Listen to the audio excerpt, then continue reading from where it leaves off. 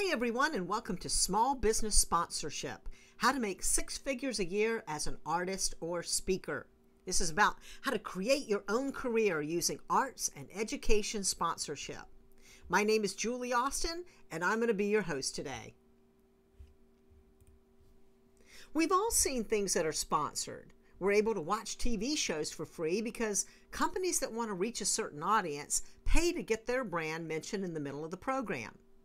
NASCAR takes sponsorship to the extreme, with every inch of the race cars, drivers' uniforms, and racetrack all covered in corporate sponsorship. Big stadiums are often named after their corporate sponsors. In fact, 2/3 of all sponsorship dollars goes to sports, leaving 1/3 for arts and education. Some of the educational sponsorships include science and history museums, PBS shows, touring exhibits, and speaker series at universities. Art sponsorship may include art museums, theater, music festivals, and dance.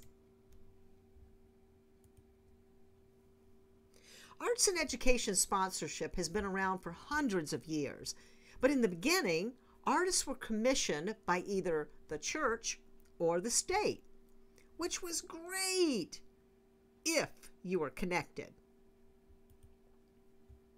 But it wasn't until the Renaissance in Italy that artists started getting sponsored by a different source: small businesses. Because the economy at the time was booming, a lot of merchants in that part of the world were getting loans from the banks, which meant they had lots of competition. And like today, the merchants had to distinguish themselves from their competition, so they hired artists. They hired painters to decorate their shops and performing artists to sing, dance, give speeches, or juggle in front of their shops to attract more attention. And suddenly, more artists were able to make a living than ever before. Patronage, or sponsorship, was no longer just for the wealthy. This happened again during the Industrial Revolution.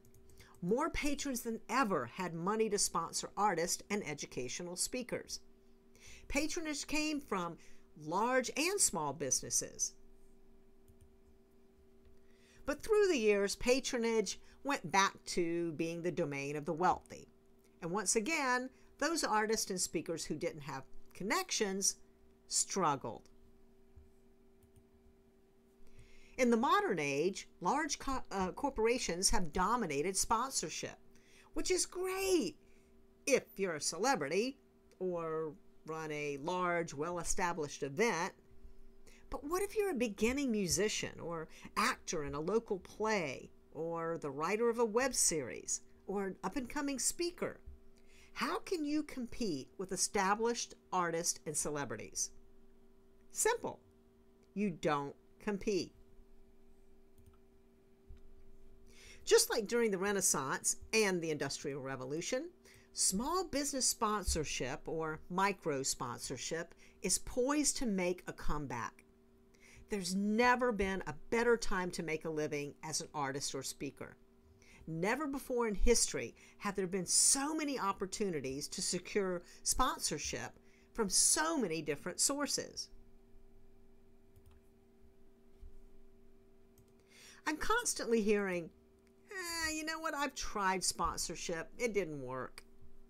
But then when I dig a little deeper, I understand why. The very first thing most people think about with sponsorship is big corporations and big dollars. If you're a speaker or an artist who's just getting started, could you get a big sponsor like Coca-Cola or Red Bull to sponsor you? Sure. It's just not very likely, and it's certainly not easy. The bigger the sponsor, the more ears and eyeballs they want listening to and seeing their message. Like the Super Bowl. Now, I'm not saying you shouldn't go after the big corporations. You should. But get started with micro sponsorship first. Learn how to work with sponsors and how to get them to sponsor you year after year. You may only get one shot with the big guys. Make sure you have as much experience as possible before you ever take that first meeting with them. Create a portfolio of sponsors and show a track record before reaching out to big corporate sponsors. Because here's the reality. You're going to make mistakes. Would you want your first job interview right out of high school to be at Google? Well, I don't know. Maybe you would, but or would you rather get a few job interviews under your belt first? That might make more sense. Maybe work a few jobs so you get some experience. There are millions of small businesses out there who would be happy to learn along with you. As long as you're willing to do what it takes to understand their business, so it becomes a win-win for both of you. These are the same traits you'll need once you move up to the larger corporate sponsorship. You need the experience. I often hear actors say they only want starring roles, or speakers who only want the big, high-paying keynotes.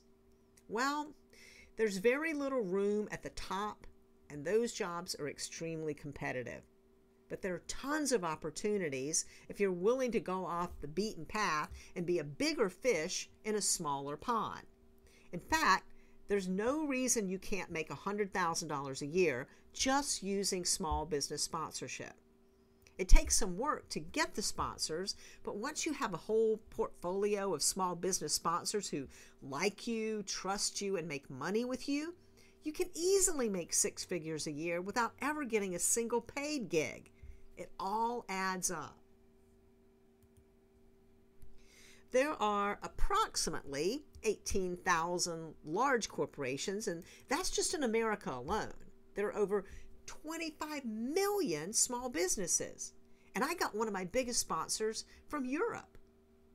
Everyone is knocking on the doors of the big corporations, and the competition is fierce. These companies get hundreds, if not thousands, of proposals every month. Imagine the time it takes to go through those. They're overwhelmed. And there's tons of red tape, so it can take anywhere from a year to a year and a half just to get through those, just to get an answer. And that's even if you're able to get your foot in the door.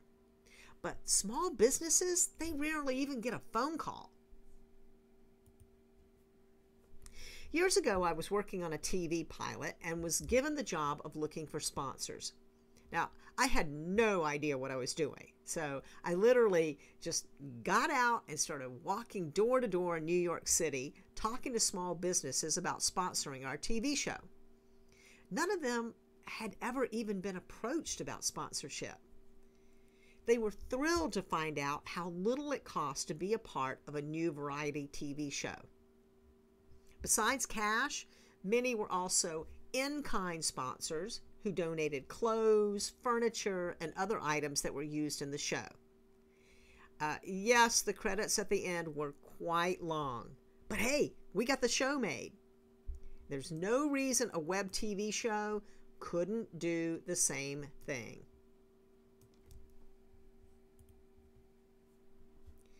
Years later, I decided to try sponsorship again for one of my own projects, a play produced in Los Angeles.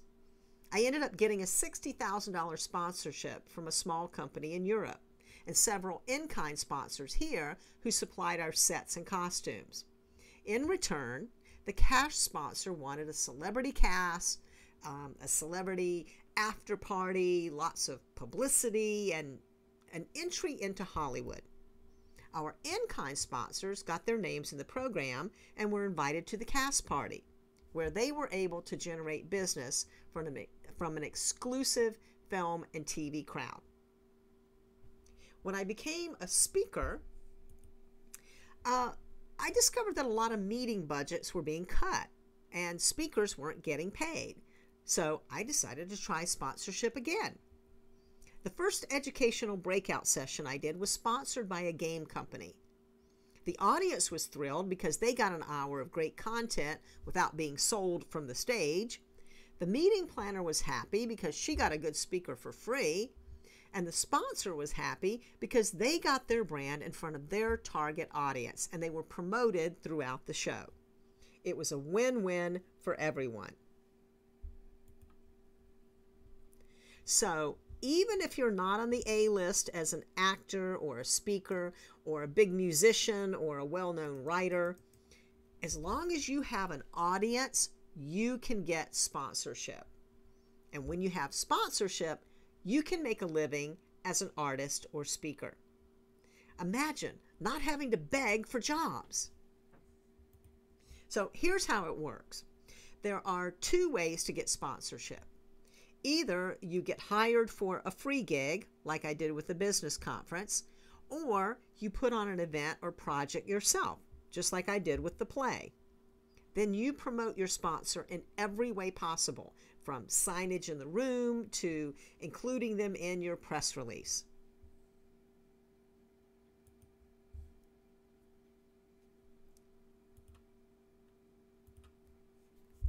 Sponsorship shouldn't be looked at as a one-time deal, but rather as a long-term partnership.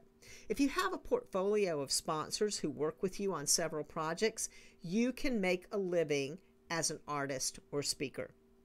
Knowing you have several sponsors who are willing to finance your career gives you the freedom to spend time perfecting your craft and doing what you're best at, which is creating. But sponsorship isn't just a one-way street. If you don't learn how to work with sponsors to give them what they need in return, which is a great return on their investment, they'll stop sponsoring you. I've known speakers and artists who have gotten sponsorship but lost it because they didn't know how to give their sponsors what they needed. They looked at it as kind of an artistic donation. Small business sponsorship isn't philanthropy. They're not there to finance your career just for the heck of it. They want something in return. And for each sponsor, it's something different. Sometimes they want new business leads. Sometimes they want more sales. And sometimes they want their business to be identified with a good cause. With the play I did, the sponsors wanted access to a select Hollywood audience, which they got. The most important question you need to ask yourself is, do I have something of value to offer a sponsor? Well, if you have a free speaking gig in front of their target audience and you're willing to help promote the sponsor, then yes, you do. If you're an artist of any kind with a guaranteed target audience for a sponsor and you're willing to help promote them, then yes, you do have something of value to offer a sponsor. Remember, sponsors can spend their money anywhere. You should be prepared to show them all of the reasons they should sponsor you that will improve their bottom line. How can you help them get a great return on investment? Learn as much as you can about them, their business, and their industry so you can customize your proposals. Help them solve their marketing problems so they'll stay with you. With large corporate sponsors, you'll rarely get a chance to meet these people in person. Now, even though I didn't know anything about sponsorship, going door to door in New York City and meeting sponsors in person was invaluable. Not only can you do that with small business sponsors, but I would highly recommend it. It's easier to show your passion and enthusiasm, and frankly, it's much harder for people to say no when they're face to face. Once you make a good contact with them, keep in touch, and not just when you're asking them for money. Though it's true that sponsors want to see results, a track record, data, they're also going to be interested in you. How many times have you heard the sharks on Shark Tank say that they're investing in the person? You have to be able to prove yourself to a sponsor and make a connection with them, which is one reason I suggest getting your feet wet with micro sponsorship before looking for big corporate sponsorship. You'll have much better luck with Coca-Cola and Nike if you can prove to them you know how to work with sponsors before they decide to give you a $100,000 deal. Small businesses are more likely to give you a shot, even if you're new to sponsorship. Practice with smaller businesses who will often be learning as you learn, and brainstorm together. I guarantee you, Coca-Cola doesn't have the time to teach you. As a speaker or artist, you have something businesses need right now: creative talent.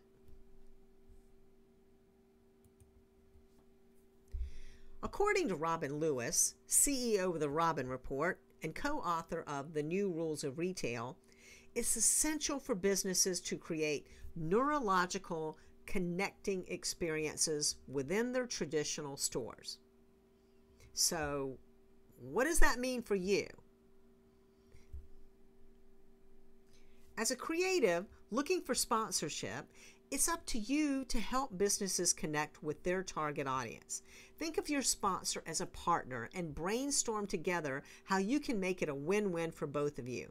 The combined power of the sponsor and the sponsee means you're able to multiply your resources and reach a much broader audience than either could on your own. This is how artists and speakers did it during the Renaissance and the Industrial Revolution, a time when artists and businesses thrived.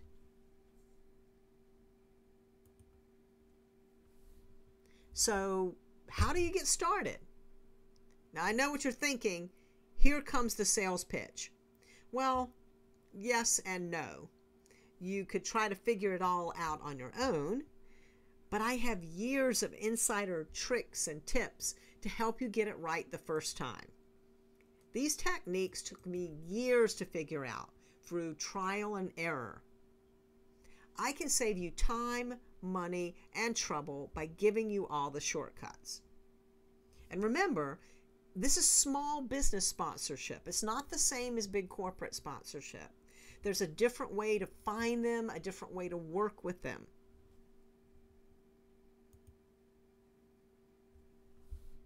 Here are just some of the things you'll learn in Sponsorship 101. How the future trend of narrowcasting can be used in your favor. How to find the perfect sponsors for your project. The difference between demographics and psychographics and why it matters to your sponsor. How being local puts you ahead of the competition. How to work with multiple partners and sponsors. How to boost your bottom line with in-kind sponsors. What sponsors want and how you can help them exceed their expectations. How to add value as a speaker or artist.